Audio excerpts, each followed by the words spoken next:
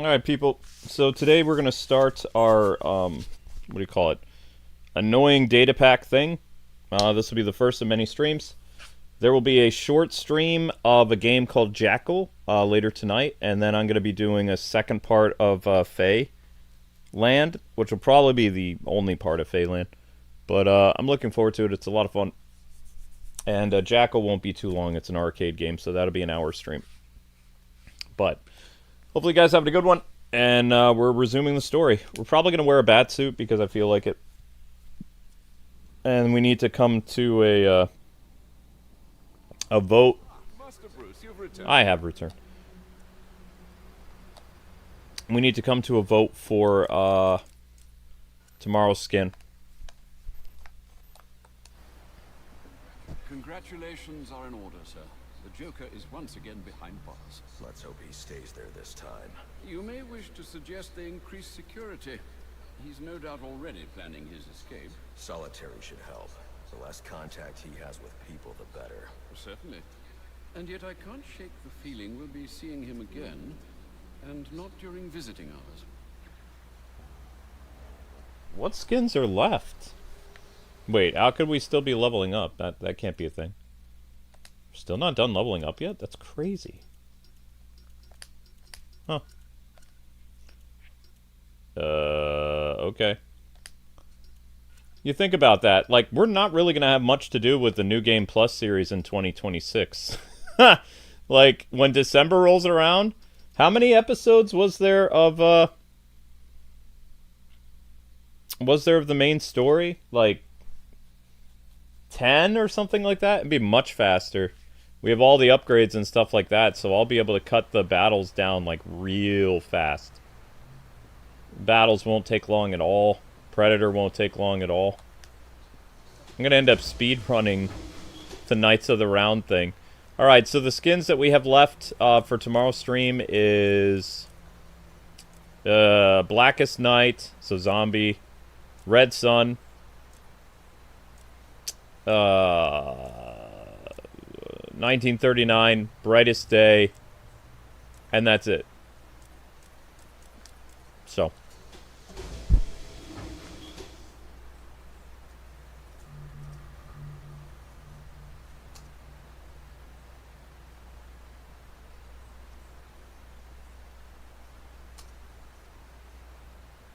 And thank you to somebody became a member. I just saw it.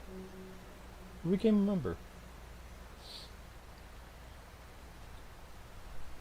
Welcome, Ian. Ian? Is that how I say your name? Ian C6? Well, thank you for becoming a member. We really appreciate that. Helps out the channel tremendously. Alright.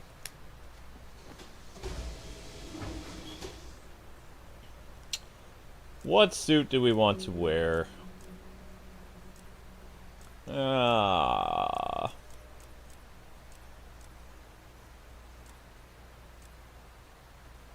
There's just some. I love the cape design of this.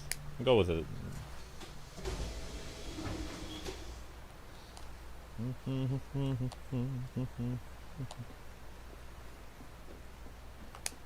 Whoops. Alfred, how are things? Status quo, sir. Status quo, sir. Status quo. Yes, quite right.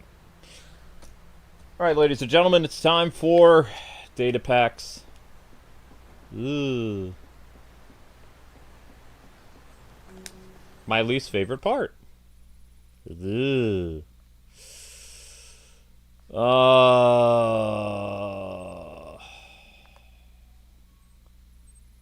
Amusement Mile, maybe? Oh, we haven't done the Arkham inmates yet either. I get it. We'll do that another stream. I don't feel like doing the Arkham inmates right now. We'll do that later.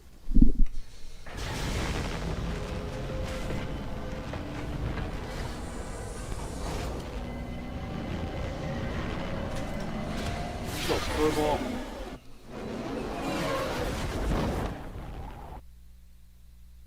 Well, I mean, it's time to start the... It's time to start the challenges, but we won't finish them.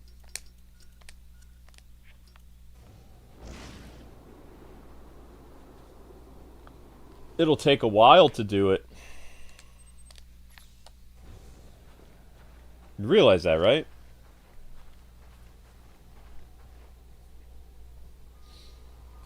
Okay, where are we? What section is this? This is Amusement Mile.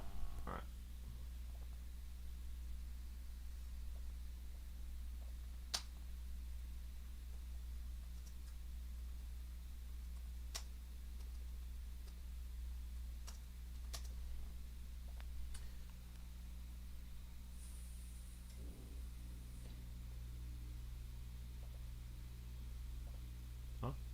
Why is it sometimes people don't trust Batman? Because he's crazy. Batman has good intentions, but he has no tact. Batman's made his whole life about revenge, so... You know, he doesn't really have very good social etiquette. He comes across very abrasive. Whereas Dick Grayson had his parents' love. He still remembered his parents. And he also had his adoptive father, Bruce Wayne, and his other surrogate father, Alfred, to keep him from becoming Bruce. But Bruce is a lot like me. He doesn't have very good social etiquette. He doesn't think about other people's feelings. He just does things. He's a very blunt individual. He has compassion and he cares about people, but he just doesn't really think about other people's feelings, or, you know, doesn't really care if he stands out and makes things awkward, you know. That's just how he is. So there's a lot that I relate to the character in that sense, because that's the Batman that I grew up with. That's kind of what my behavior's like. You know, I'm very quiet, very, I don't, if I go to a party, like, I don't stand out at all. Like, in fact, you probably won't even know that I'm there at the party. I'll be in the back, sitting on a chair, drinking something, you know, trying not to bring too much attention to myself. Maybe I'll be on my phone, you know. Whereas my wife is a social butterfly. She'll go and talk to people and things like that. People will have to come up to me to talk to me. I'm not going to go and, you know, out of my way to talk to people. Batman is the same way. Batman, he tries to socialize, but it's like, it's a disguise. It's not really who he is. It's just part of his routine that he's supposed to do to make Bruce Wayne look like the type of character he is. That's why when he hangs out with the Justice League in the animated series, you know, Batman is not really a very social person. But Bruce Wayne is a socialite, so he has to get out there and has to at least pretend, but he doesn't really pay attention to half the things that he's saying.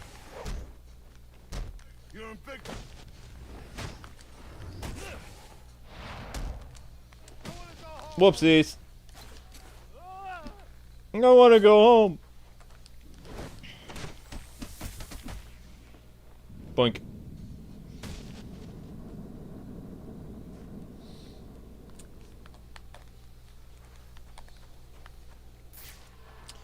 So, before, too, you had very, like, introverted and, like, socially awkward people that were writing Batman for 50 years.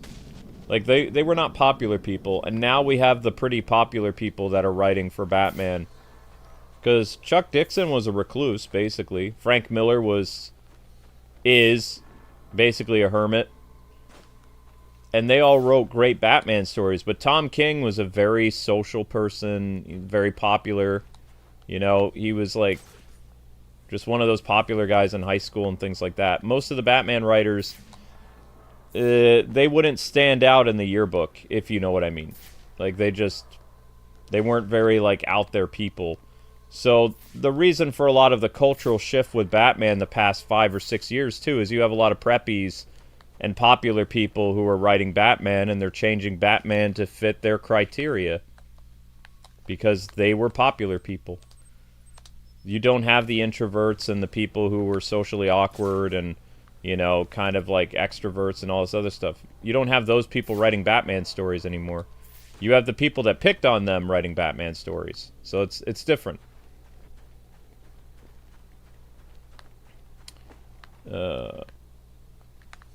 I prefer the Batman writers that, you know, they didn't have a very good high school experience or college or things like that, because they can turn their pain into something interesting. You know, they can be more relatable to different, like, darker characters in comics.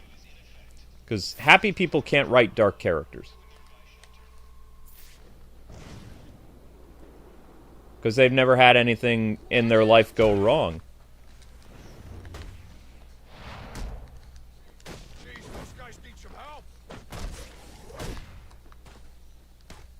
Whoop. Okay, there's a data pack around here somewhere. Oh, where was the data pack, though?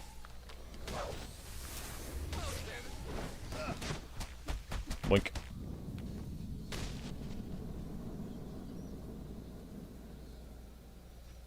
Oh, yeah, it's a night and day difference, yeah. Chuck Dixon was an... I wouldn't say he was a nerd, but... like...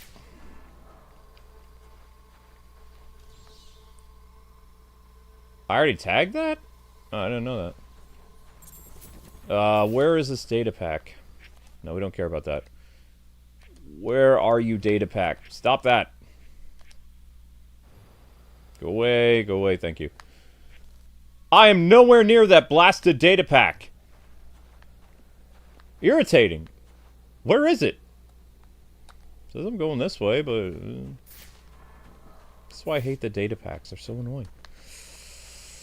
Oh yeah, of course you can tell there's a night and day difference between how Batman was written 50 years ago and how it's written today.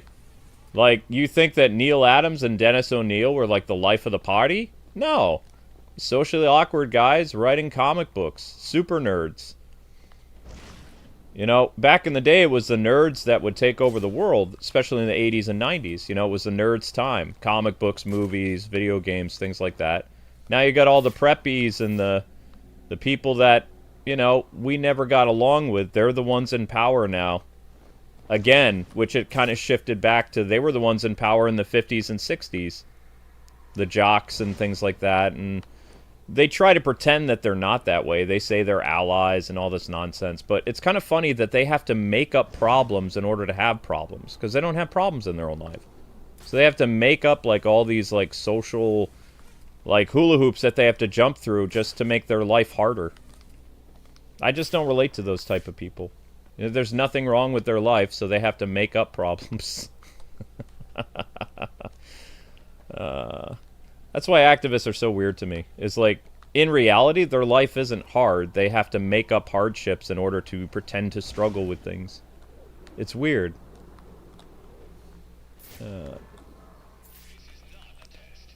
It says I'm right on top of it. How? Where? There's nothing here. Is it down here? No. There's literally nothing here.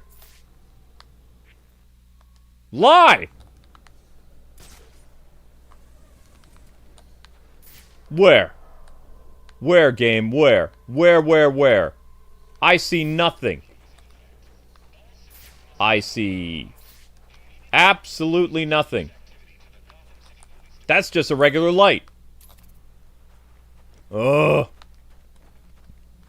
Is it inside of one of these steel things? Hi, Vay.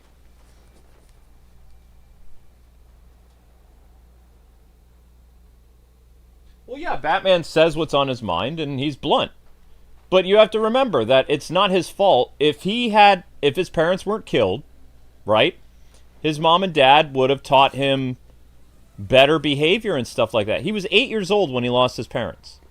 You know, how old are you in 8? Like, what type of schooling do you have at 8 years old? Like, honestly, like, what grade do you think you are when you're 8? Like, you're 8 years old. You know, he didn't really he didn't get to have a normal childhood. He didn't, like, children are bratty when they're, no offense to kids, but, you know, kids are really bratty. And then they mature as time goes on. Batman matured too quickly, and he went from being like an 8-year-old boy to like a 30-year-old man overnight. You know, he put all these responsibilities in front of himself. He did all kinds of stuff. to prepare himself mentally. Like, he stopped being a child the moment his parents hit the ground, and he made an oath at their grave. Like, that was it. Bruce Wayne's childhood was over. He was a man now. And a man, a man has things that he has to do. So Bruce, like, basically pushed all his child adolescence away, and he never got to grow up properly. You know, he didn't get to learn to make mistakes. There can be no mistakes in a war on crime. Everything has to be flawless, and, you know, if you make a mistake, you're dead. So yeah, he's blunt, he's rude. Sometimes he's a bit obnoxious, but, I mean, you know, goes with the territory. Gotham is not a nice place. It was never a nice place. What? But I got that last time, you stupid. This is all... You know what? It didn't save. It did not save when I did this. Wait, what? Why is the data pack back in there? I already did this.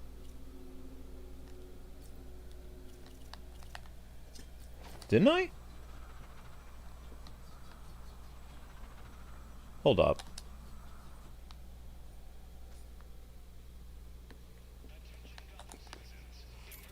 How is it in there? I don't understand. But I already did it.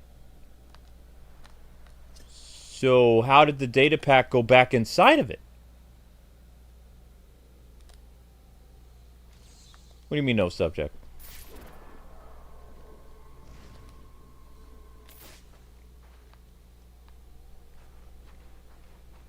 I'm confused.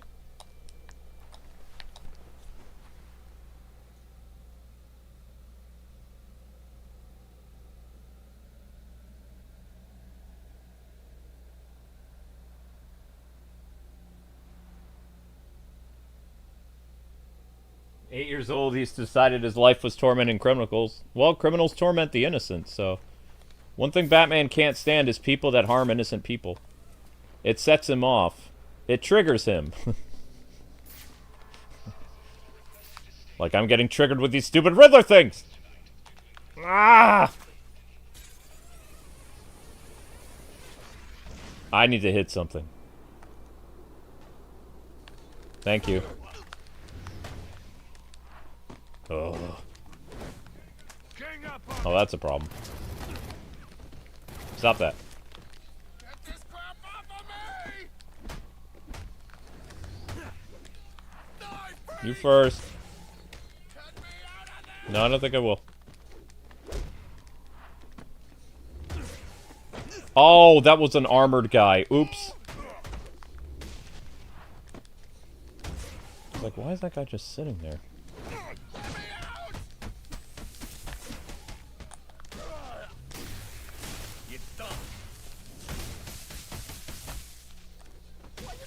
Ah. Oh, he has a gun.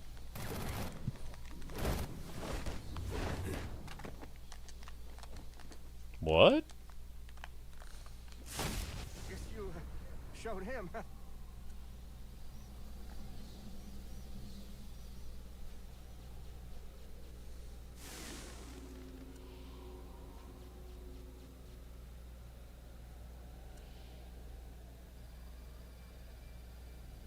Yeah, of course. No, I'm not. Yeah. It's not Batman's fault that he ended up the way he is, but that's just how he is.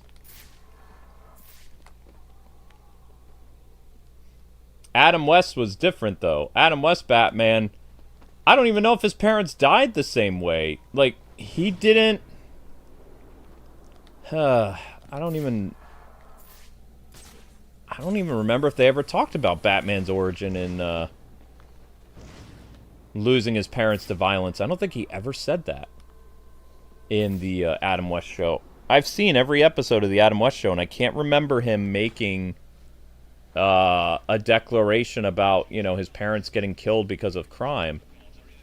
You know, he was a guy who literally hung out during the day You know, Batman and Robin were active during the day. They still did stuff at night sometimes, but for the most part, the show was during the day. Can I slide under that or no? Yeah. Huh. Counterintelligent. Alright, that's where that is. Don't care about that. Riddles. We got so many more riddles to go. Oh, so many riddles. You know what? No, skip that. We're gonna do the... Yeah, we'll do the boat. Boat. That is the boat, right? Yeah, that's final offer. Okay. Do the boat, and then worry about the riddles that I can't find here in Amusement Mile. And there's nothing amusing about Amusement Mile. Not that I can think of. The opposite of amusing. It's annoying.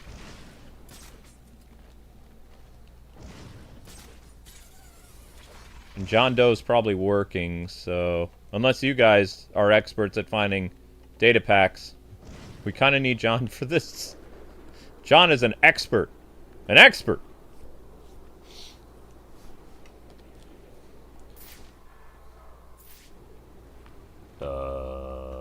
What? Oh. What? What is this? What is this monstrosity? What are you gonna do to me? What does that mean? Ugh. Okay.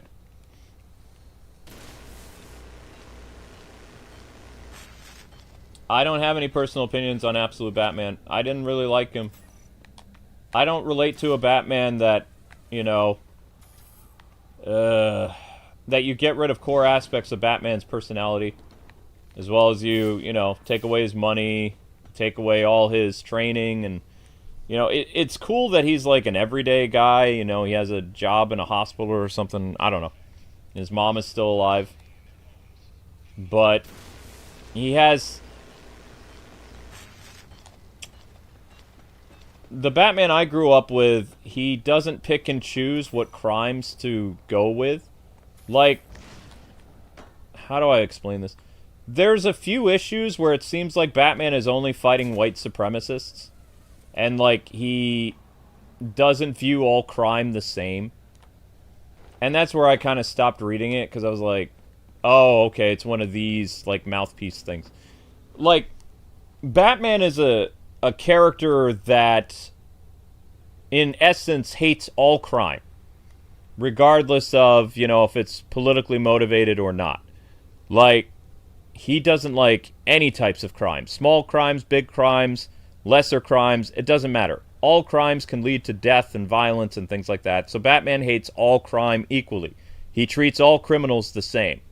Absolute Batman, based on his commentary with his girlfriend, or, you know, the girl he grew up with, Catwoman, he's a echo chamber for the left. Like, more so than he's ever been. I would actually say he's more extreme than Green Arrow is, and Green Arrow has always been very, you know, very far left. And Batman was supposed to be an apolitical character. He's like, he doesn't really talk about stuff, he doesn't really care about stuff, he just cares about the mission. Cares about his never-ending war on crime and all that other stuff. And, you know, that's why I'm saying, like, a lot of these popular people, these preppies, are the ones who are in power in comic books and video games and stuff like that. And it shows because, you know, they don't really care about the way the hero is supposed to be. They only care about certain aspects of what's going on in the world and how they can make that hero reflect the times. The problem is, when you do that kind of stuff, you date the character. Like, these stories that are happening right now in Batman comics with Absolute and the current run of Batman, they're going to be heavily dated to the point where they won't be fun to read like 10, 15 years from now when all that stuff stops. You know? Like, I'll give you a core example. Like, everybody makes fun of the fact that Batman has wealth, but Batman never used to talk about his wealth until you had the preppies and the jocks start writing Batman comics like 10 years ago. When the introverts and the socially awkward people, like the, you know, the nerds and the geeks who were writing Batman stories, Batman never brought up his wealth. His wealth was never a factor of the stories. He was just wealthy, you know? They never made mention of, like, Batman beating up, like, mentally ill people or like, criminals were all mentally ill and all this nonsense. Batman just beat up bad guys. You know, they overthink things because that's what popular preppy people do. That's what jocks do.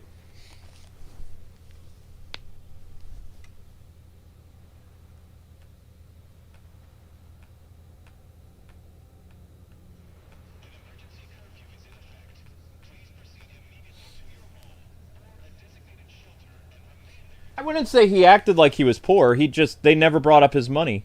Like, ever. Like, Batman was just wealthy, you know?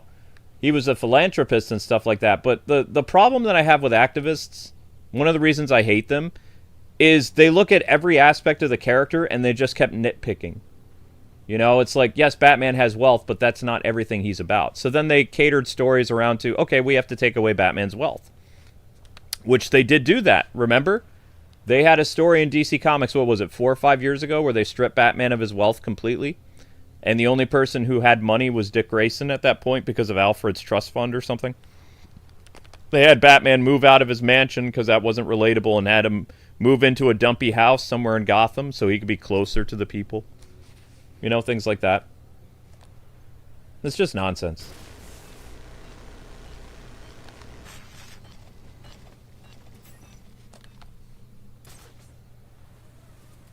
Okay, I have no idea how to do this. Am I supposed to fly? Is this a flying one?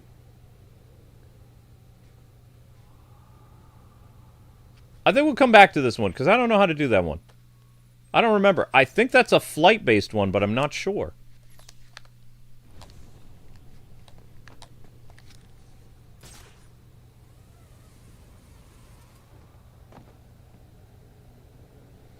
What was the thought of the CW making Arrow Batman? They made Arrow Batman because they wanted ratings. Green Arrow wasn't that interesting of a character to make a TV show on. So why do you think Green Arrow had mostly Batman villains in his show? They couldn't get the rights to make a live-action Batman show, but they were allowed to make Green Arrow. Green Arrow and Batman are friends, and they've worked together, you know, in Brave and the Bold and all those comic books of the 70s and 80s. They have similar methods, except one dresses like Robin Hood and one dresses like a giant bat. So they were like, okay, I guess we'll just incorporate a lot of Green Arrow's enemies in the show as Batman villains. That's why, if you really look at Arrow, I used to call him Green Batman on the CW because most of his rogues gallery in the show all came from Batman. There was a couple Green Arrow villains, like you had Merlin, I believe, Malcolm Merlin. You had, oh geez. I think, did they bring Vertigo into the show? Did Vertigo pop up, yes or no? Vertigo is a Green Arrow villain that showed up in Batman the Animated Series, but he was a Green Arrow villain. Both Green Arrow and Batman have ties to the League of Shadows or the League of Assassins. So Count Vertigo popping up in a Green Arrow story is, you know, it's not a bad idea. But most of the villains that he fought in the CW were all Batman villains. And they were aware of it, you know. Batman has the coolest villains, why not? Right? I never hated that about the Arrow show. I was like, oh, I see what they're doing. Makes sense. You know? I was like, okay.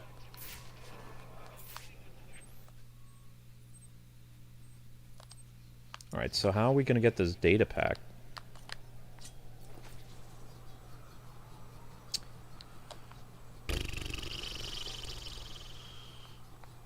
Well, I don't... Wait. Is it just sitting in there?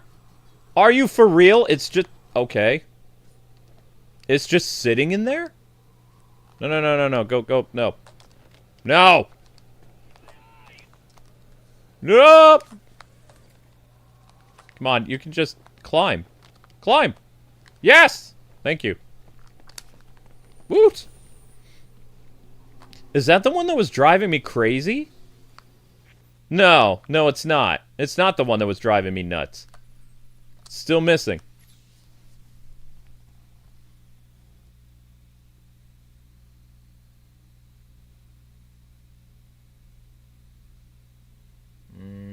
With Netflix acquiring, I mean, you're probably going to get all kinds of weird Batman stuff. Like, you do know that Netflix, their core thing is race swapping, right? So, when Netflix makes a new Batman show, it's probably going to be like, I don't know, black Batman, Asian Batman, gay Batman, who knows? Like, Netflix, they live for race swapping. They even race swap historical figures. Which, there's just something, when you do a documentary, you're not supposed to race swap because it's based on a real character. Like, if you were doing a documentary of Barack Obama, you wouldn't have, like, Ben Affleck play Barack Obama. You would get an African-American actor, you know? Like, Netflix is just weird. They do that all the time. No, I'm just saying, like, with Netflix, you're going to have a lot of weird stuff. You just will. Because they're corrupted. It's not just that they hate theaters with their whole 17-day thing and they hate physical media. Did you know that most Netflix shows don't end up getting Blu-ray or DVDs at all? Like, if it's a Netflix exclusive, you can only ever watch it on Netflix. You can't actually buy physical stuff from Netflix, usually. They hate physical. So, I mean, not only do you put physical in trouble, but there's so many other things.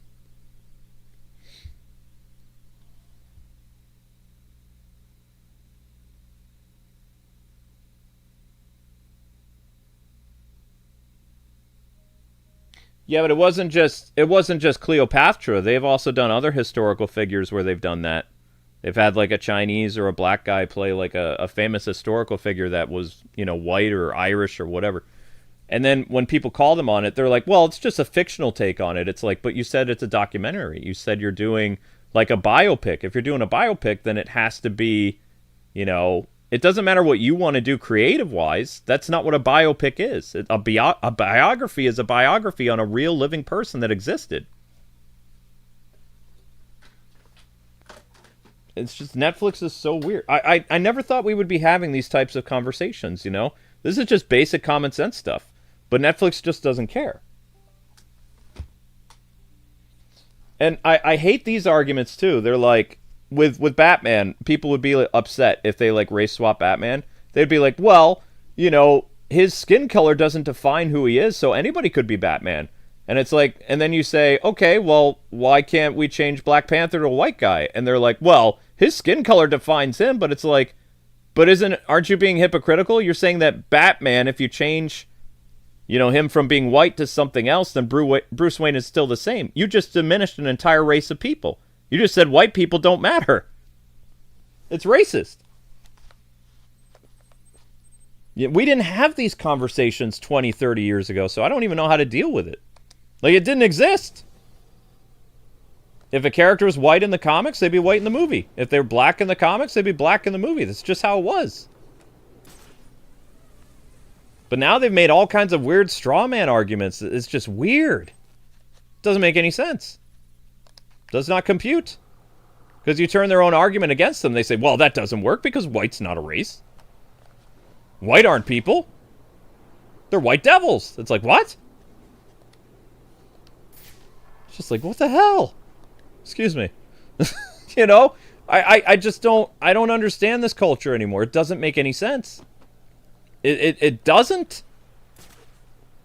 There is no rational. There's nothing. It just doesn't make any sense.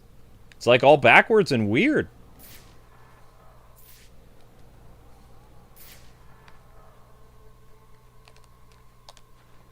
Like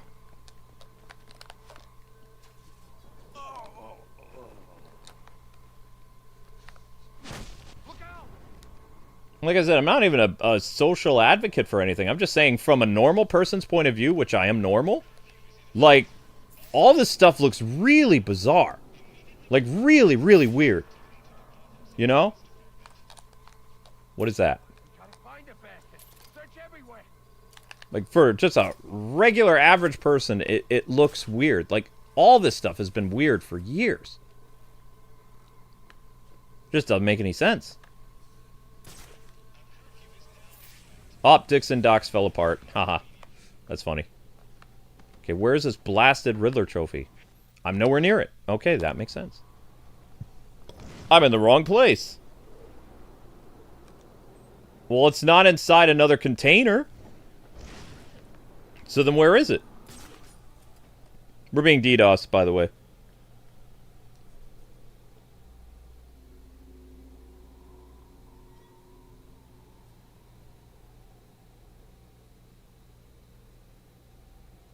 Well, it won't get better with Netflix. It'll get worse. It's not going to get better with Netflix. Netflix is going to make it way worse. And they're going to bleed their profits, though. What they don't understand is people just want what they like. That's the thing.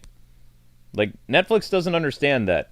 People would be more willing to watch their shows and be happy about stuff if they wouldn't keep rocking the boat.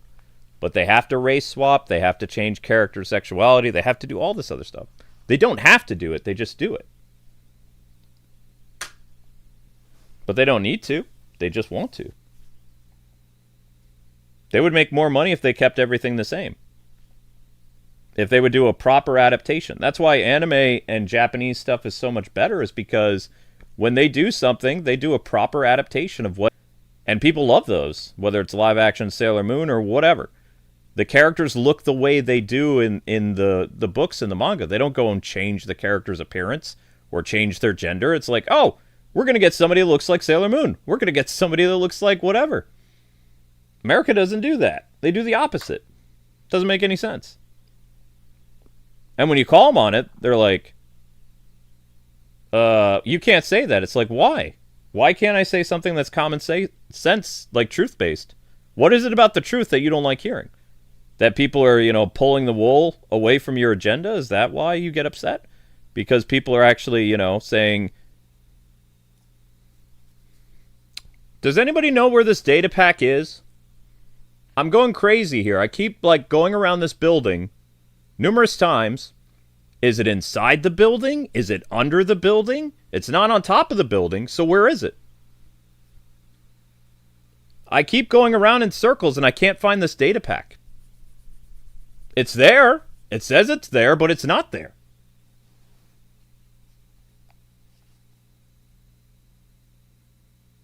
Your mom uses that? I mean, I'm old. Your mom's my age, so... Ask Batman Arkham videos. He probably doesn't remember. Well, the only reason they did that is because they had to have a gay Robin. The only reason they changed him is because there was a rumor going around that they needed to make a Robin gay. Like that, so they just went after Tim Drake. It was either going to be Tim Drake or Jason Todd. They really wanted to make Dick Grayson, that way, but... And they probably will someday. Like, if they keep having their way, all the Robins are going to end up... But the scary thing is, what they're doing is they're proving the Comics Code Authority correct. Because the Comics Code Authority was worried about Batman and Robin being, that way. And that was 50, 60 years ago. That's what their concern was. And DC Comics was like, no, they're not that way. But it's like you're turning them that into what people worried about all those years ago. And, it looked weird having an older man hang out with a younger man that they're both attracted to. I mean, aren't they essentially creating pedophilia now? Trying to? I'm just saying. Why did it have to be Robin or a Robin? It's just weird.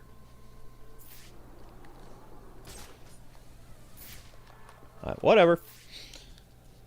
Nobody remembers the Comics Code Authority, do they? Yeah. But that's what their big concern was when they made all those ratings in comic books back in the day. The Comics Code Authority, they were concerned about that. They're like, wait a second. Why is this older man staying in the same house as this younger man? Younger boy. That's a red flag.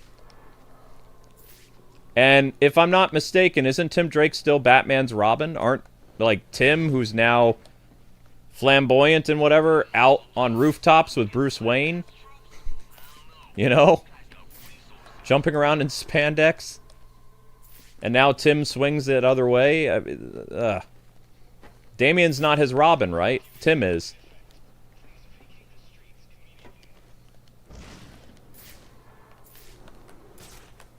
All the comics I've seen of Tim, almost every issue he brings up his sexuality. He can't shut up about it. Everybody has to accept him and all this other stuff.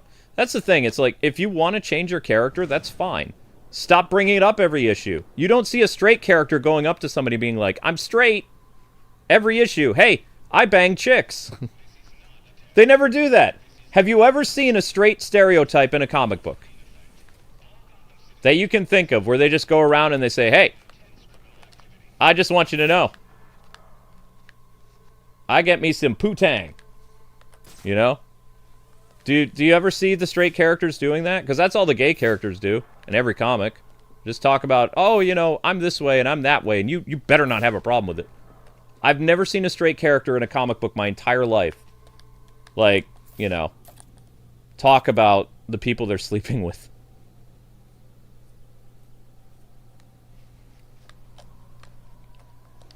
I've seen womanizers, but not every issue do they talk about them, like, you know, hooking up and doing one-night stands.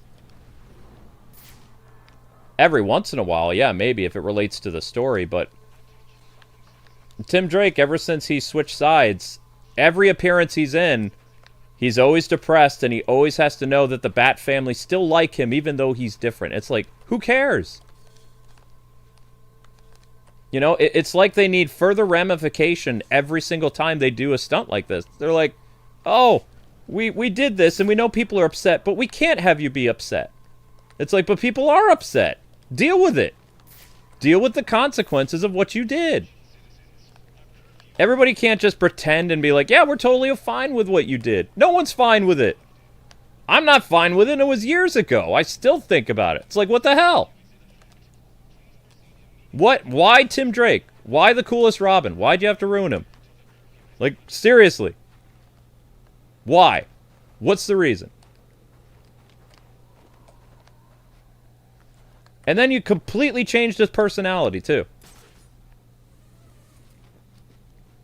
It's just annoying. It's like I went from loving a character my entire life to hating them. Like, just like that. You know, it was like seeing a stranger in comic books. There's nothing about Tim that reminds me of how he was 30 years ago. He's just a stranger now. Just an annoying stranger. He reminds me of, you know what he is? He's like the Batwoman of the DC Universe now that just keeps complaining about who he is. It gets boring. I don't understand why people can't see that it's boring. That's all Kate Kane used to do. He's the new Kate Kane. That's the only difference.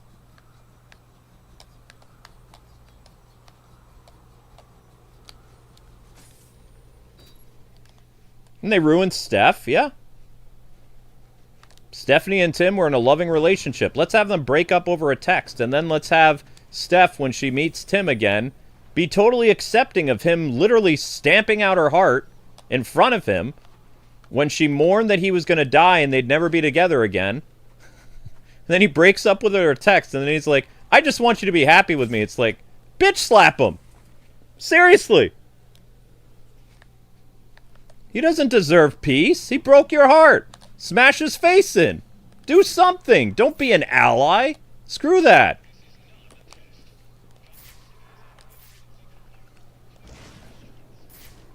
That's the thing. They take away our outrage. Like, they do these stunts, and then they make the characters just act like nothing happened. It's like, Steph's life's ruined. The man she loves doesn't love her anymore because he's too busy boinking men. You know? And Steph's not allowed to react? There's no normal reaction.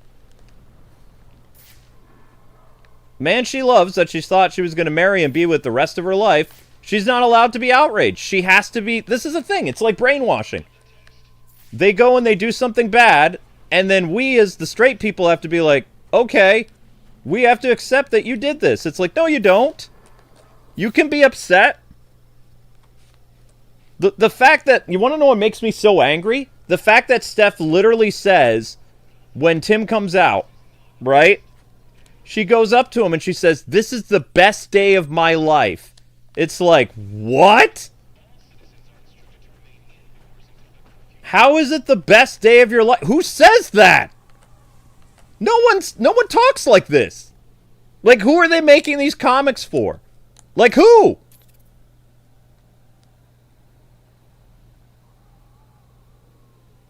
I just don't get it. Like, Who are they making this for? Like, who buys this shit? Excuse me. Does anybody buy it?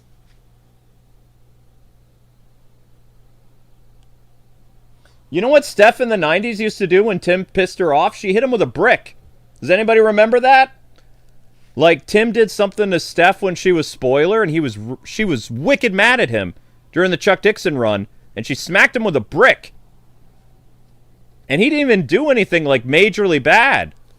And you're going to tell me that she literally had her heart stomped out. Her entire life with him is over. You know, never going to happen. DC's never going to let them get together, never going to have kids. They were the couple that would have made it, too. They were literally the couple that was going to make it. The first probably, like, you know, Bat family members that actually got married, had kids, it was going to be Tim and Steph. You're going to tell me she's not going to react at all? It's like these people, these weirdos, they take away our natural reaction of outrage. We're not allowed to have it. We have to be accepting. It's like, screw that. It's like, why do we have to be accepting that you ruined our favorite character? You're the one who did it. We didn't do it. This is our emotional reaction to you taking something we cared about and ruining it. You know? It's like they stripped that away from us. They're like, oh, you have to be happy about this. It's like, who says who? Who? Who says I have to be happy about this? I was a lifelong Tim Drake fan. I'm not anymore. I haven't been a fan of Tim Drake for like 6 years now, I think. I think it has been 6 years. It's been a while. And let me ask you something. After Tim did that, those of you that still read DC Comics, has Tim Drake done anything substantial with his character since coming out? Has anything changed? Does he have a solo book? Does he have any interesting characters in his books? Like, what happened with him doing that? Did anything positive happen when they did that to Tim? Anything at all? Or did they just make Robin gay? Like, that's what I want to know. Like, I gave up on the books a long time ago because I didn't see they were going to ever do anything with Tim. Tim and Steph were done. You know, did they just basically change him to be a throwaway character that it's just he's that character now? Because, I mean, his solo run was garbage. Like, that book that got canceled was absolute crap.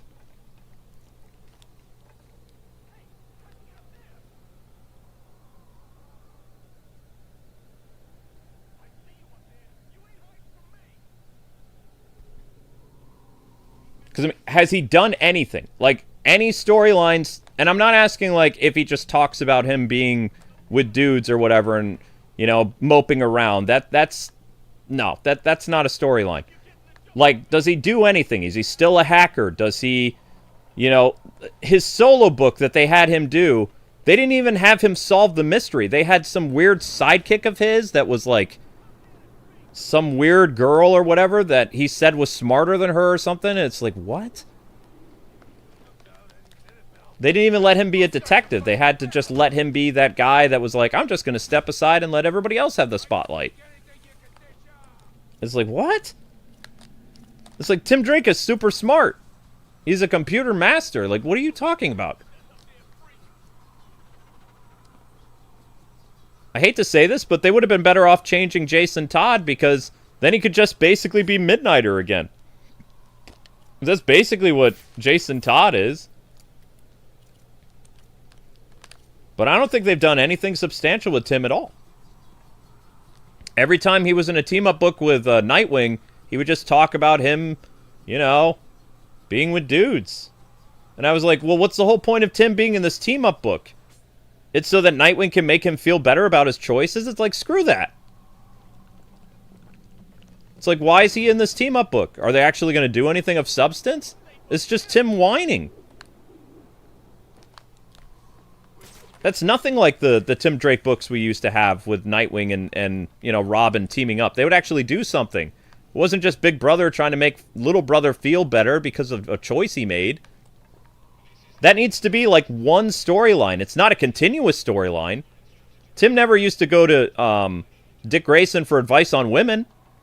Why is he going to Dick for advice on men? You know what I mean?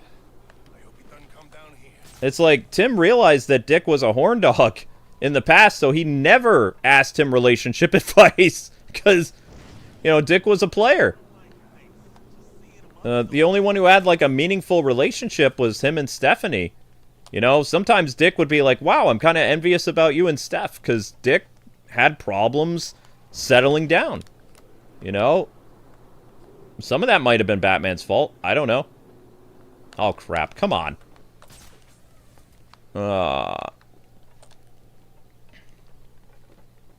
But he never, ever, ever asked girl advice for, Dick Grayson. Never happened. So why... This is why I don't get these weird comic book authors. Why would they have an entire comic dedicated to the straightest man in DC talking with Tim about his, you know, his exciting and brave thing that he just did? And it's like, that's fine. Do one issue of that. Why is it every time that Tim Drake appears that they have to keep, like, you know, doing this ramification nonsense? And they did the same thing with Kate Kane for a decade. She was just that character who would mope around and she's angry because, you know, blah, blah, blah. It's like, get over it. It's like, just be the hero that you're supposed to be. If you're that way, cool, whatever. You don't have to make that your entire character. You become a stereotype. Like, Batman doesn't go up to Superman ever and be like, hey, I want you to know, I slept with 2 women yesterday.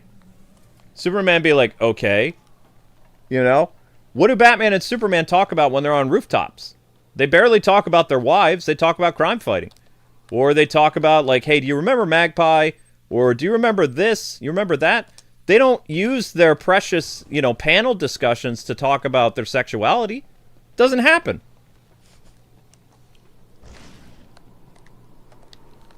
That's the problem I have with Tim and Kate, is because they're just stereotypes. And every issue they're in, it's not just like, okay, we got a cool team up with Batwoman or Robin. It's like, no, that's not what you're going to get.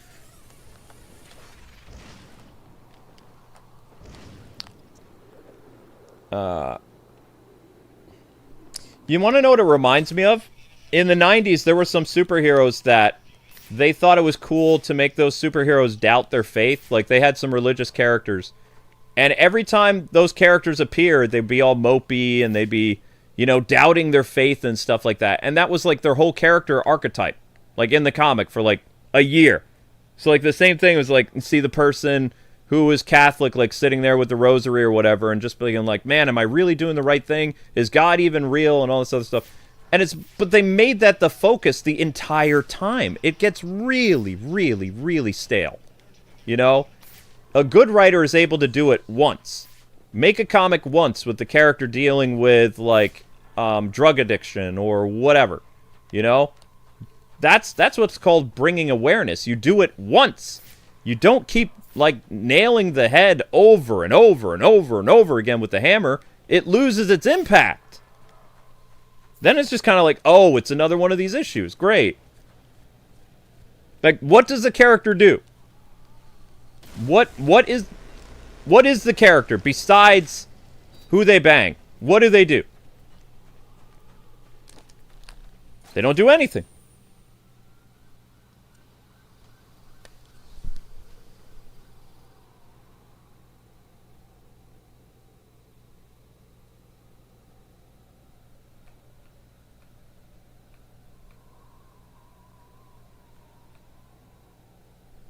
I mean, they already did go after religious characters like Nightcrawler.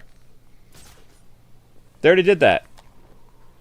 You didn't realize that? Nightcrawler had a big problem in the 2000s with, like... I don't want to say it, because it's a religious thing. But they made his friend Colossus like men. And that created a conflict with Kurt, because he loved Colossus like a brother, but the Bible is very clear on that stuff, and Kurt was very conflicted to the point where Kurt would cry in the comics. You know, it was something that anguished him because, you know, God is very clear about stuff. And Kurt was very, very devout. And then what they did is they just secretly made Kurt, like, still keep his faith, but he never brought that other stuff again, and they made him an ally. They did change Nightcrawler. They just didn't give him a big story. They're just like, well, Nightcrawler's okay with this now. It's like, so Nightcrawler's okay with something that contradicts the Bible? I don't think so. But they never bring it up again. They're just like, well, that's how Nightcrawler is. And then they're like, okay, we're going to further that point that Nightcrawler's not bothered by this. Nightcrawler's actually born because of two shapeshifters now, and they were both women who made parts for men to have Nightcrawler. It's like, before, Nightcrawler was the son of a devil character, and Mystique was a real woman. So yes, they did ruin Nightcrawler. They did that on purpose. And they do that to religious characters all the time. But Nightcrawler specifically, they were like, he really had a mother and a father. He had a male, you know, like a demon guy. And then he had his shapeshifter mother. And then they're like, no, that's not enough. We're going to have shapeshifter women that can make guy parts. And they did do that. I'm trying to remember what year that was. I think that was like 2022, 2023. They changed Nightcrawler's origin. And then when he found out about it, yeah, he was horrified because it's like, you mean I'm the way I am because of... Whereas before... I mean, I'm sure they'll retcon it in 10 or 15 years. This stuff isn't going to be an issue anymore because, like, people are getting sick of it. What people don't realize is, like, there's a difference between someone's skin color and nationality than someone's sexuality. Like, it's a much bigger deal to have prejudice towards someone based on their skin color or based on the country they come from, because they can't really help those things. But these people that change their bodies to be something that they weren't is a much different thing. You know? And society is getting very tired of it. And the more these people keep killing Christians and stuff in schools, it's going to escalate really badly. Like, they don't have really public support anymore. Public support is waning for that stuff. Because most people don't like it. And they don't like it because they're trying to push it in people's face all the time. Like, look at this. I was just a regular streamer. I had these people come after me because I was playing a Harry Potter game. And because I retweeted, "What is a woman?" That was the only reason. And they say all this stuff about me. I'm Hitler. I'm a Nazi. I'm part of the KKK. All this stuff. When they came after me for having a different opinion than them. That's why I hate those people. I'll never like those people. I think they're very dangerous, deranged, and you'll never change my mind because I've literally been, you know, to that side of the world where I've seen how ugly these people are inside and how dangerous they are. And the rest of the world is learning that too.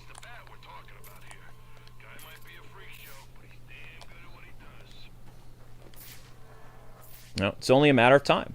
Like, all public support is going to disappear because people are tired of it. They have fatigue from that. It's disappearing from movies. It's disappearing from video games. The reason why is because people don't like it. If they would have kept, like, maybe trying to be subtle about it, but they had the subtlety of a jackhammer. Everybody has a breaking point. That's what people don't understand. People think that, oh, I can be accepting of this and accepting of that. It's like, no, everybody has a breaking point. If you keep pushing people's breaking point, eventually they're going to snap. Someone who was Mr. Rogers has now gone postal and, you know, they don't take crap from anybody anymore. You know, somebody who thought was like really nice and kind, you know, they now hate your guts and want nothing to do with you. Why? What happened? You kept pushing. Everyone has a breaking point. Even if society says they don't, they do. Normal people have a breaking point. They'll try to be accepting for a while, and then when it keeps getting worse and worse and worse and worse, eventually, it's like what happens with a kettle when you put it on the stove. What happens to a kettle when, you know, you just keep letting the kettle go off? It overflows, right? Any of you ever, like, used a kettle on the stove? Do you understand the analogy? So, if you're not paying attention to the kettle and the kettle is getting angrier and angrier and angrier and it's blowing its whistle like, woo, eventually what happens is that hot water is going to boil over. And that's what's happening with society right now, is people are so sick of these people that their kettles are about to explode. Okay? It's just, people are done. And that's without the violence.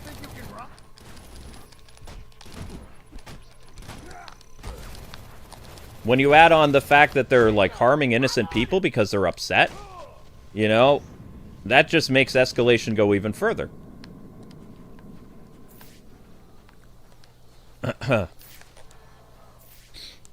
But right now, they still retain the rights to comics, but they lost the rights to video games, and they're very mad about that. I was telling somebody today, though, I was like, hey, this freak that you keep, like, retweeting, that's, like, one of those people, it's like, just leave them alone. Because the more you keep picking on these people, they crave attention. You don't need to talk about these people.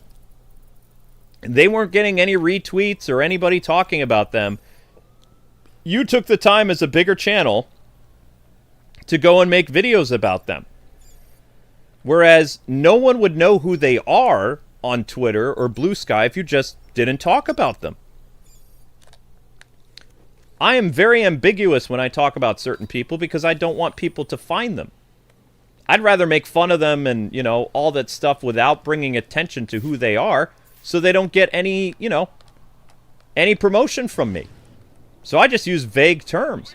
But some of these people, like some of these content creators, they literally go to these people's Twitter and they, like, snap pictures of them and they just make everything worse. Because they're bringing attention to it. You know? And I'm a firm believer that these people, they thrive off this attention. Like, why else would they be doing this? It's attention. And you're giving them exactly what they want. Which is people talking about them, people reaffirming them, all this other stuff. When you could easily, a lot of this stuff, a lot of these people would just go away on the internet if you just left them alone. Because they actually need... This is the crazy thing, okay? You know my analogy a while ago where I said that Fox News and CNN need each other to survive? They have like a symbiotic relationship. Like they need the animosity of both of those things in order to be in business. Well, woke and anti-woke also need each other. The woke people need it because they have to have somebody that they fight against. And the anti-woke people need it because they need to punch down on people. They can't survive without the other. And that's why after the video game stuff was successful, right? After the video game industry went back to a previous save state, that these people, these grifters, they still talk about stuff. Is because they need the amount of income that comes from torturing these poor people. And these people are so messed up that they would just disappear. And all you do is when you highlight them and you talk about, like, you know, you literally take a snapshot of that person and you're like, oh, look at this person. You know, this is a really weird take that they had. It's like you're giving them exactly what they want. And it's crazy to me, the more I talk to these grifters and these anti-woke people, that they can't even see it. Like, they're keeping this stuff alive when it should be dead. You know? It can't... It's not normal. It can't sustain itself. It's a fad. And what they're doing is they're keeping the fad alive when they don't need to. If you think about it, their ideology is so messed up that it would literally crumble without any attention. It needs people to talk about it to reaffirm them. If nobody's talking about it, there is no woke. And I just had this epiphany. Like, when I was talking about, like, the news and stuff like that, it's the same type of thing. And I was just looking on Twitter today. There's all these people making fun of this dude who wears dresses and stuff like that. But he has no audience on Twitter. But you're giving him all of this attention. He's a nobody. You know, he's a weird VTuber that doesn't have an audience that watches him. But you're giving him all this free publicity by razzing on the guy. When it's like, you could razz on the dude like, without ever mentioning his name. You can make fun of the situation, you know, so that they don't, like, gain any power. They don't gain any sympathy or any of that. But it's like they're... I just don't understand it. It doesn't make any sense to me. That's why I'm saying I think that the reason why this stuff hasn't ended and why it's still going on Blue Sky and Twitter and all this other stuff is because that these two groups need each other. If they don't have each other, they have nothing to go off. Like, then it's just they're alone in their lives. They'll have to find other things to talk about. It's like a weird friendship in a way, but not really a weird friendship. Like, they hate each other, obviously. But they're so self-reliant on each other. They can't go one day without, you know, some type of weird thing happening. You know? I don't know. It's just weird to me. I just thought I would bring it up because I was just kind of like, okay. Because it all, for me, it's all connected. Like, I can see a pattern, you know? And I'm not that smart either. Like, I don't have a psychology degree or any of that stuff. But I can see the pattern in front of my eyes. And since I'm somewhat intelligent or whatever, I would think other people would see this too, though. But they don't. They just keep falling for the same trap over and over again. It's like an endless loop. Basically. Endless loop. Wasn't that a video game? What was that term? Endless loop. I think that was a video game move in a Ninja Turtles game. No, endless screw is... Never mind. The Leonardo thing. There we go. That's where that data pack is. Do you see how data packs drive people insane? Data packs are insane.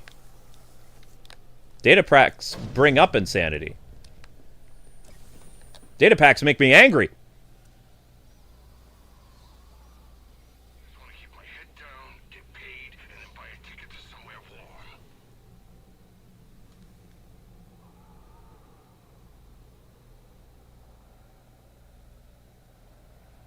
Yeah, I had to glide it. I did get it, but I'm still going... I'm going cuckoo for Cocoa Puffs here.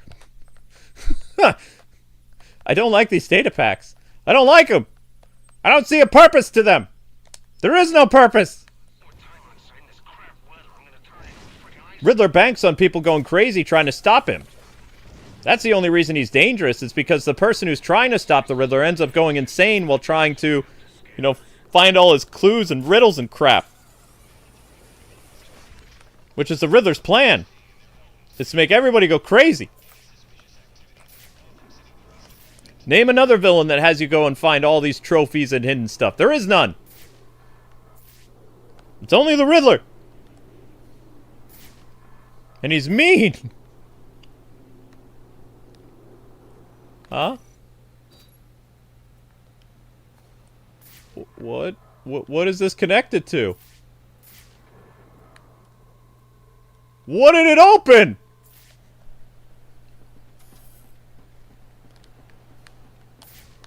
There's nothing here. There's no trapdoor? What? Ah, okay. Now I understand. Okay. All right. All right. All right. I'm really, really mean? I've always been really, really mean, though. I haven't changed forever. I've always been really, really mean. People just thought I was nice because I played E-rated games. I've always been the same, though. I haven't changed. I mean, I swear more now. That's because I'm very stressed. And I had a heart attack, so excuse me. But other than that, I'm still the same guy. I'm just like, I'm the kettle, okay? And I've reached my boiling point pretty much, where I'm done. I'm done caring, and I'm done, like, trying to, you know, hide, you know, shy away from people's feelings.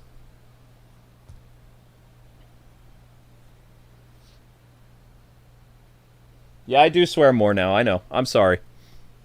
I've sworn a lot in real life, you know? And I guess my New Year's resolution is I'm trying to, you know, move away from that. But once you open Pandora's box, you can't close it again. Like, there are thousands of people on the internet that know I swear now. So it's hard for me to be kind of like, all right, I need to keep my language PG. Because YouTube likes it when I swear. They pay me more money. My videos have more swearing, like, my videos are doing better. But I don't like to do it. It's a bad habit that I've always had because of my surroundings. You know, I grew up in a very Portuguese family that swears like sailors. Way worse than I do. And I heard that from the time I was a baby all the way through college. As well as I can swear in Portuguese.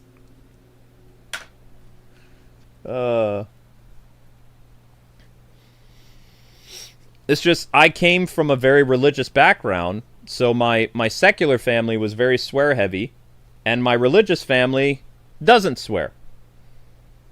They say things like fiddlesticks and all kinds of weird stuff. They don't even have good slang. No offense, family, I love you, but, like, when my mom told me to use my words as a kid, the word replacement that she had me use was dumb. It was like words out of like the 50s, like golly gee and all this other stuff. Thank God for cartoons of the 80s and 90s, because I've been using 80s and 90s slang for like decades. Probably 30, 40 years. Most of my slang is derived from 80s and 90s stuff. But yeah, I do swear more now. Because I'm angrier now too. Like that, there's a correlation to that. Where are we now?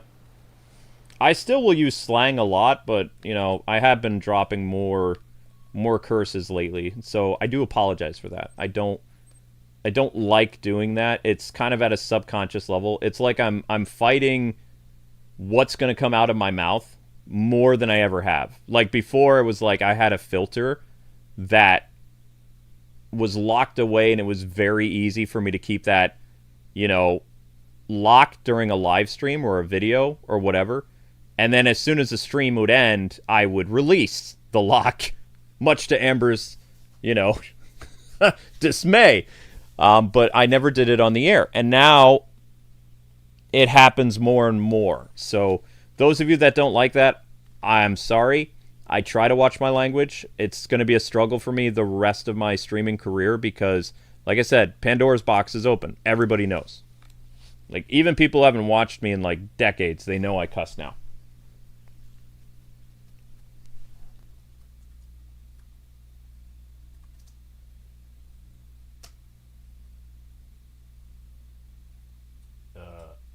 Data packs.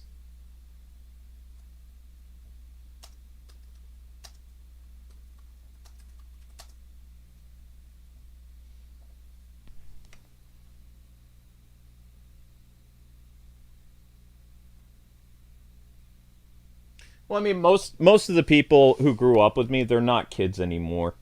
We don't have a kid audience anymore. Like, most of the people who watch and support the channel are between the ages of, like, 17 and, like, 50. You know? I don't judge people for swearing. You know, the Bible's very clear about, you know, don't let anything unclean come out of your mouth. Everybody has a secret sin that they deal with in life. Mine is swearing. Anger and swearing is like, if you look up that stuff in the dictionary, that's my face. I'm a very angry, sweary person. I've always been an angry, sweary person, though. I just kept my cool on the internet because it was my job. It's still my job, but it's like, now when I play Arkham games, I can't help but swear because I hear swearing so much in the Arkham games, and I'm just so used to it. It's like, well, that's not good. Also, you know, I am talking about something that makes me angry.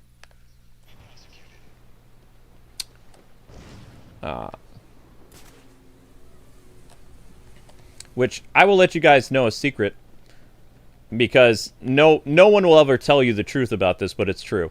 Do you want to know why people don't like the woke movement? Like, honest to God, the reason why? It's because men in dresses were pushing things that people didn't like. That's it. So they had to come up with a term that they could hide things for. If you really think about it, most of the stuff that people did not like especially in video games, was girls looking like men, not being attractive anymore. Well, that never happened before. And no other group pushed for that kind of stuff, as well as getting rid of things like male and female. The whole movement was a pushback against that ideology. That's all it really was. But people would like to, they'd deflect. They'd be like, oh, okay, well, this means that you don't like this person's skin color. You don't like this person's religion. It's like, no, for the most part, it has to do with people were sick and tired of people doing weird stuff to female characters to make them look more like men when they were women. That's pretty much the whole thing that it's always been. That's how I define what woke is. Woke is basically dudes who think they're women attacking real women and trying to erase them by making them turn into men, basically. That's the only reason I got into it. And also, think about it too. Who are the people that tried to kill me? The people who tried to kill me are guys who wear dresses and wigs.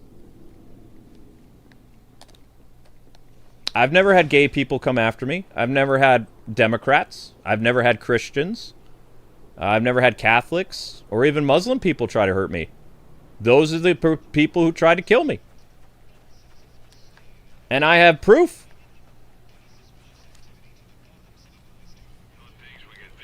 I think the hackers are also that too, yeah. Mm-hmm. And I have a lot of proof to back up that a lot of the DDoSing is from that group as well. Because I don't have a problem with African Americans. I don't have a problem with Jewish people. I don't have a problem with gay people. I don't have a problem with Muslim people. But I do have a problem with people who try to kill me. And that's the only group that did it. So I don't like them very much. And I don't like what they try to do with society either.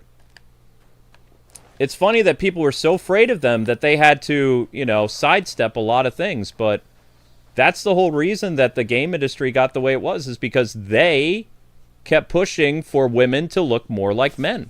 Women had to have Adam's apples. Women had to look like guys without their makeup. Women needed to have smaller boobs. Gay people never pushed that. Gay people have been in gaming for years. They never pushed for females to be unattractive. Never bothered them. There's only one group that hates that. That's why the whole Gamergate and woke thing happened. It's because it was a pushback against that group that were doing things too much.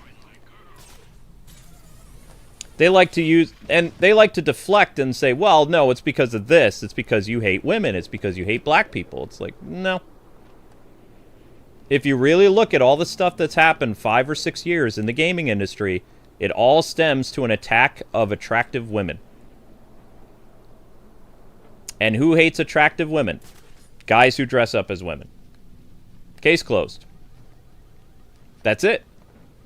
You won't hear it from Asmongold. You won't hear it from anybody else, but that's the reason. That's always been the reason.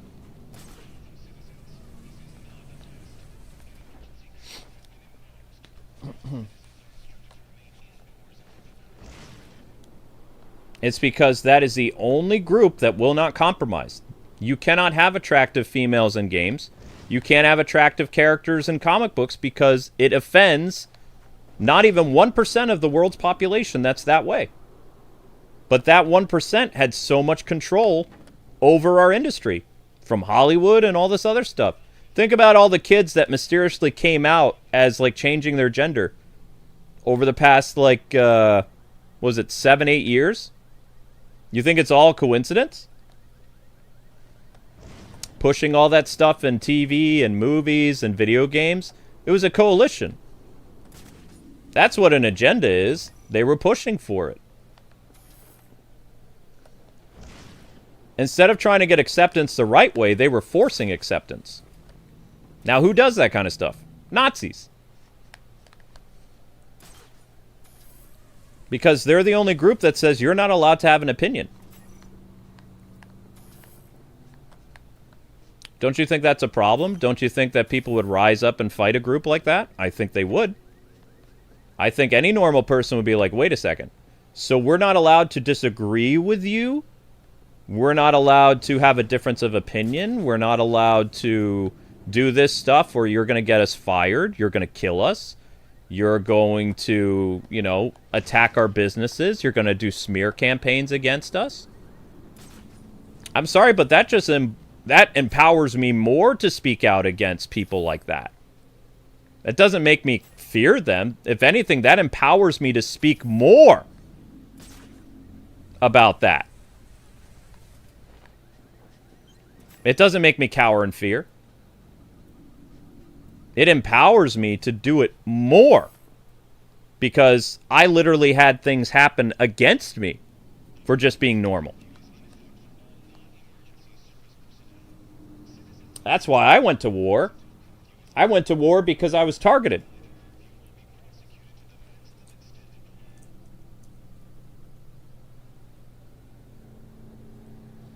Yeah, that's my term now for those people, guys who wear dresses and wigs. That's how I'm gonna stay under the radar, but by still, you know, by still speaking truth.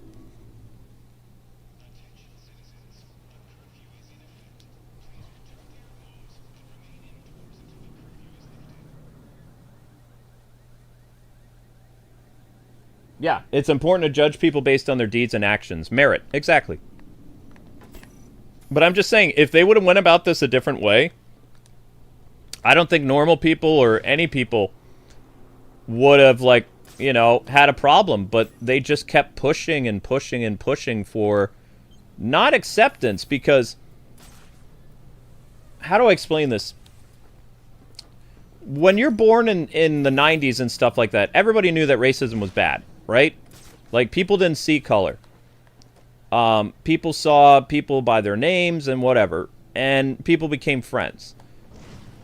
These people, the men in dresses, they expect people to not only get their gender correct, and they force you to, but also they tell you that you're not allowed to be not okay with anything. Like, you have to accept them 100%. You have to call them by whatever they refer to themselves as. You have to, and if you don't, they're going to try to get you arrested. All this other stuff. That's not right. That's not rational, you know? But these people are irrational. And that's why all this stuff happened over the past 6 or 7 years is rational people got sick of it. Like, I'm like one of the easiest people to get along with, and I'm sick of these people. You know what I mean? Like, I'm pretty... Compared to most YouTubers, I'm pretty tame. You know, I just want to be left alone. I want to do my job. But these people kept pestering and pestering and pestering and pestering to the point where, yeah, I don't really care anymore. You know what I mean? It's like, I'm not afraid of them. I'm not afraid of a group that's lost all political power, that's lost a lot of, like, video game influence. And you know I'm right because you can see the tides changing in front of you.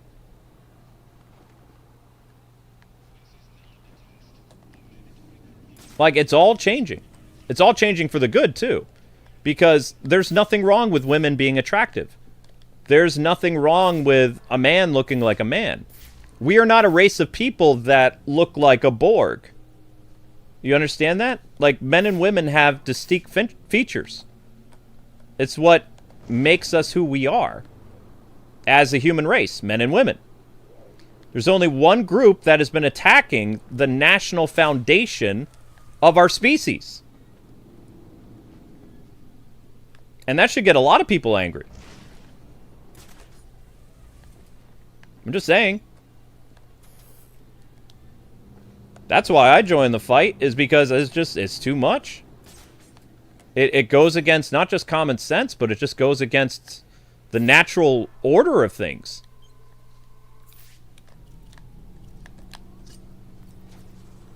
It's like one thing if you want to... Like, I don't have a problem with people if they want to pretend to be something. That's fine. But you cannot become that thing. When you die... And I know this is dark.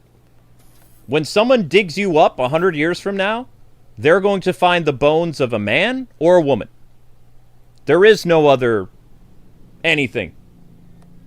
Your genetic makeup cannot be changed. Your outward appearance, like a car, can be changed and whatever. But inside, you cannot change. You never will change. You can pretend to change, but you can't force people to accept your change. If people were just fine living their lives and not forcing people to go along with stuff, no one would have a problem whatsoever. There wouldn't have been a culture war, like, to be honest. I'm telling you that for a fact. There would have been no culture war if you didn't have a group that was forcing people to accept them. No matter what. Trying to get them fired, all this other stuff. Nobody would care. People started to care because it started to affect their lives, their livelihood. Fear of getting game overed because of emotional people on drugs. Which men are not supposed to be taking female drugs, and females are not supposed to be taking man drugs. You know what that does to your brain? Do you have any idea? It's not good. Just like they're trying to push. This is disturbing stuff too. In our society right now, did you know that the activists are trying to push for children to have vasectomies, like little boys, so that when the little boys grow up, it's reversible? It's not reversible. If they force children, little boys, to undergo that surgery as children, it is going to mess them up their entire life. And that's where we have to go. That's child abuse, that these people are saying these, you know, very, very dangerous things that could eradicate our species. You know, we need men and women to make children, to make the next generation. If we're trying to teach kids, oh, you can get this, you know, very dangerous surgery that, you know, will make it so that you can be safe around women and men in dresses, it's like, no. Like, you have to understand, there has to be a time where we as people stand up for normal decency and say, enough's enough. No more. No more, like, people thinking about being with animals. No more people doing things to kids. It needs to stop. There has to be a point where we as a society say, there needs to be a line in the sand. No more. Because I will tell you this. They will never be happy with just one thing. There always has to be more. Always. And here's the thing. I've already read emails from some of these people against me. It's not enough that I would apologize for what they did. I would have to accept them and call them by their pronoun. And then I would have to become an ally and donate to certain rights organizations. That's what they want. And I would never do that. I would never apologize for something that I did because I didn't do anything wrong. They're telling me what I did is wrong. Well, you trying to kill me was wrong. And no one's condoned it. That's the thing. This group and their leaders on Twitter and Blue Sky, no one has condoned the act of swatting me.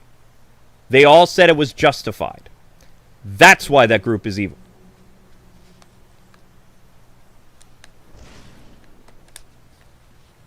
Continuing your studies? I've done all I can to rid us of the vile king bat. To no avail. I fear he's declared this his kingdom. We are but his subjects, forced to live in constant fear. You're not really afraid of it, are you? And what if I am? It's just a bat, Alfred. It is most assuredly not just a bat. You'll see. And then you'll wonder why you ever doubted me. Joseph, men in dresses is a term for a certain group of people. I'm not talking about gay people. Well, this is turning out to be quite the Christmas Eve, isn't it? It's a fun little loophole term that I came up without, like, affecting the YouTube algorithm for saying a T word or something like that. Like, no gay people have ever had any problem with me. No black people, no Chinese, no Jewish, no... Well, Christians, yeah, Christians have had problems with me. But... yeah, you guys didn't see that? There was something on Twitter that got, like, millions of retweets and stuff where people were horrified because now they're saying that little boys don't know who they are when they're born, so we need to stop their hormones. We need to stop their ability to be a normal boy. And, you know, give them a surgery that will definitely give them the possibility of not growing up as a man or a woman. Like, it was sickening to see how many people were retweeting that, though. That's the scary thing. It's not what the person said. It's the people retweeting it and liking it. That's the concern. Because that means there's more than one that has the same idea. That Vicky Vale is quite the troublemaker. Perhaps someone should do a report on her. Yeah, that's what's scary.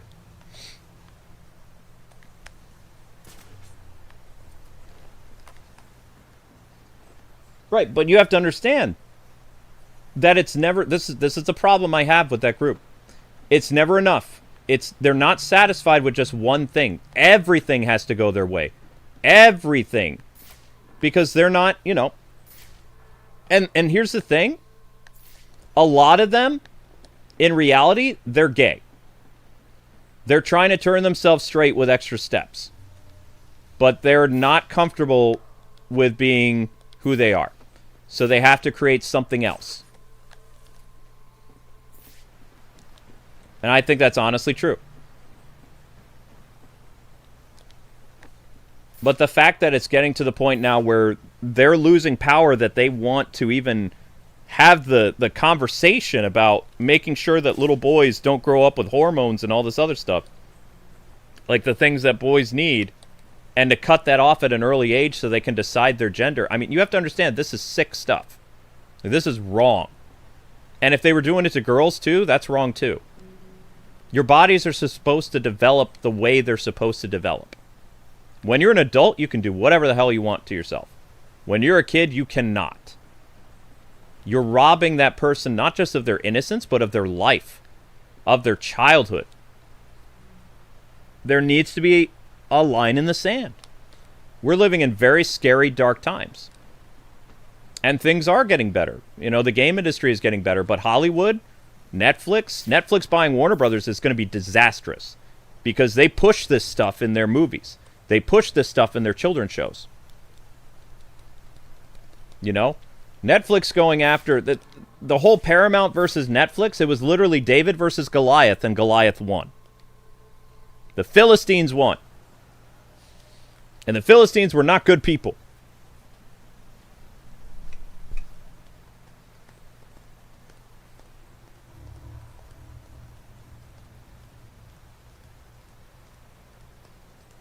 Yeah, but I'm just being honest with you. It was never... It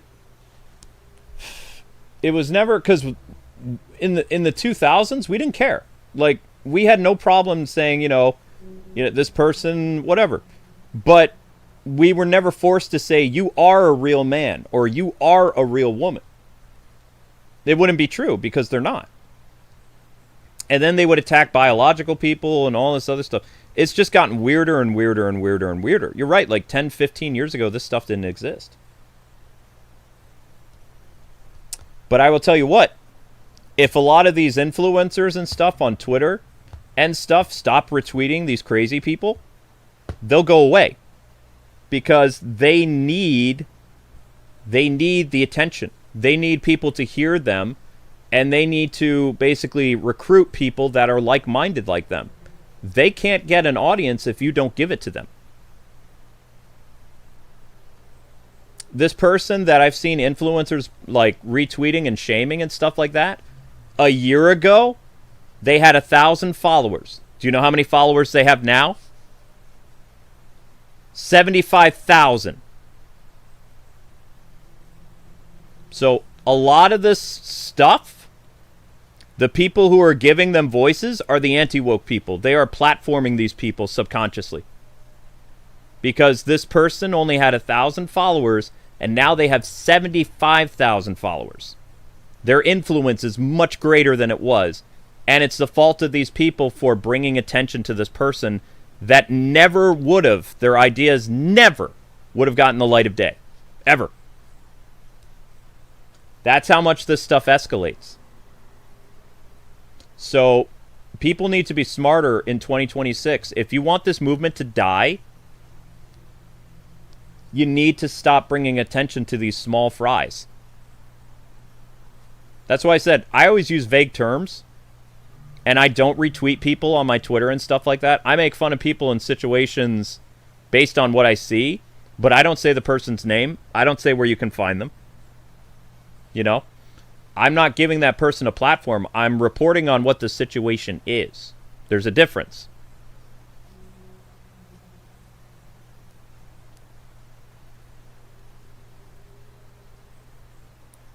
Yeah, that's a lot of followers, isn't it? Yeah, they had 1,000 followers before, and people thought they were a weirdo. Then what happened when you had all these influencers like Asmongold and these other people like piling on them? They slowly got more and more followers as the year went on. You know? Whereas if they just would have left the person alone, like, the thing is, if you don't use a person's like picture and things like that, people can't find them. If you just talk about the situation, like in broad terms or generalization and stuff like that, it's a lot harder to find an individual that you're speaking about. Like how I do things. But you have to remember that I still approach things the way that a journalist does. Like actual journalism, like from, 20, 30 years ago. We use very broad terms, we bring attention to the story, but we don't really say the people involved because we either protect our sources or the people involved don't matter. It's what they're saying that's the problem. It's not about who the person is, because what you're doing is if you say who the person is, then you're going to give that person more clout, as you guys say. So, it's important to bring up the evil of the ideology without bringing up the ringleaders. You know what I mean? I wish that more people would speak in vague terms, but they don't. It is what it is, you know?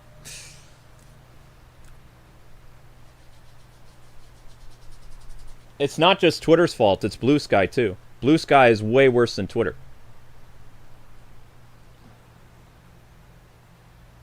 Twitter influencers are the weirdest? Yeah, and Elon Musk pays those people too. That's the crazy thing. But anyway, I've talked your guys' ears off. I gotta get Carlos's thing started. I have to wake up the wifey. If you guys want to stick around, I'll be doing a retro thing. And then I hope to get to that Legend of Zelda thing later. But I have obligations I gotta do. But yeah, just really think about what I said, though. It's not... They want to take away your ability to criticize. No other group says that you're not allowed to criticize. Christians, gay people, African Americans, all those people, they don't have a problem with you criticizing. They don't have a problem with the word no. The other group, the wig wearers, they want to take away your ability to say no, or I'm uncomfortable, or I'm not saying that. I don't like that. They're trying to take away your ability to have choice. And even, one last thing you guys probably don't know about, another thing that they're pushing. If you don't, as a straight man, date a fake woman, they say you're evil now. So they're attacking your preferences. This group goes against all, not just traditional values, but science. And it goes against our society's values. Our society's structure. And if they would just be cool and be like, hey, I'm this way, you don't have to accept me, you don't have to do all this other stuff. The fact that they're trying to keep forcing acceptance and all this other stuff, that's the problem. If there was a way to sit down with them and hammer something out, that'd be one thing. But as far as I've seen, because I've been the byproduct of like all the hatred from that side, like from the constant smear campaigns, the swatting, the stuff they say about me on Reddit, all of that is fueled by men in wigs. Every single one of them. And then they try to loop it into other things. Well, because he doesn't like this, that means he's racist. That means he hates gay people. That means he hates religious people. He hates Muslims. So they try to dogpile it, to try to move the focal point away from them and make it more of a broader spectrum. Which it's not a broader spectrum. And that's how they fight people. Because then they try to include all the other groups. Well, they don't like us, that means they hate everyone else. No, it doesn't.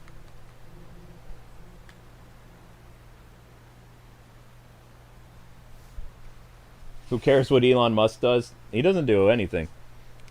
Elon Musk bought Twitter so he could make money. Change my mind. Elon Musk bought Twitter so he could have people pay for... so corporations could pay thousands of dollars for a yellow check mark. And so that average Joe Americans and people all over the world would have to pay him money to supposedly get traction on Twitter. When people who don't have the badges actually go viral more than people that pay for it. So he's a scam artist that has recuperated the billions that he lost buying Twitter, right? To try to convince people that it actually works. I've seen it actually work for Kwingsletsplays because Kwingsletsplays posts a lot and it's very business oriented. But when I was paying for Twitter on the Kwing Reviews, my private account, it didn't do anything. I've only ever seen it work on Kwingsletsplays for me personally because it's a business expense. But my personal Twitter, it did nothing. And they're still pushing us to do the $1,000 update for a legit business on Twitter so that we'll get even more traction. And we're like, nope. But yeah, Twitter pays these influencers and all this stuff, and it just continues. It's an endless cycle. Ah, see? You know what I'm talking about, Joseph. Yep. Yep.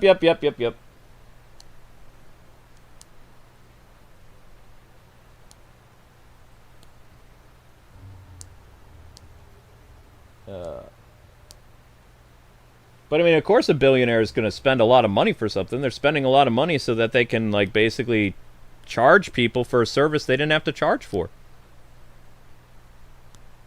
Right? I mean, sure, Twitter originally was unfair and they were very biased and stuff like that. But I mean, the only smart thing that Elon has done is he's making money off of all sides of the internet. He's making money on the conservatives, the liberals, everybody. He's making money on everybody equally because they're all paying the same amount. I'm just saying. It's kind of genius if you think about it. Like getting people to pay for a service that was once free. But anyway, I gotta go wake Amber up. The next stream is going to start. It's on Nintendo Switch 2. And hopefully tomorrow's Batman stream won't get too weird. But we're going to be doing more data packs, so probably be weirder. Going for these data packs does make people crazy. Crazy-er. Also, I was getting... The reason I was getting heated too... I don't know if you guys noticed or not, but we got DDoSed like 8 times on this stream. There was no cutscenes or anything, so I didn't feel like doing much. But you probably noticed the stream had some problems. We got DDoSed about 8 times. Like thousands and thousands of drop frames.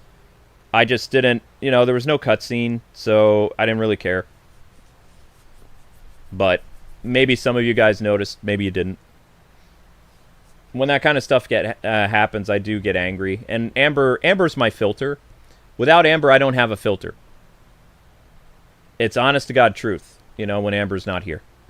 Amber holds me back way more than you can believe. She is my very important person.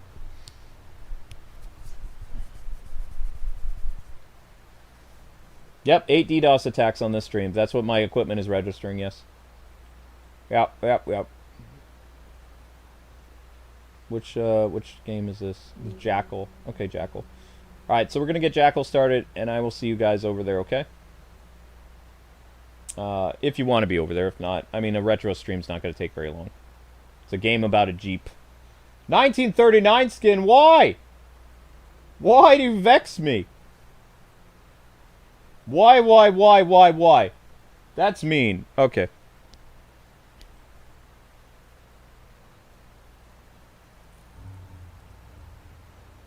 Maybe someday, Miles. Alright. That's, I'll see you guys on the retro stream.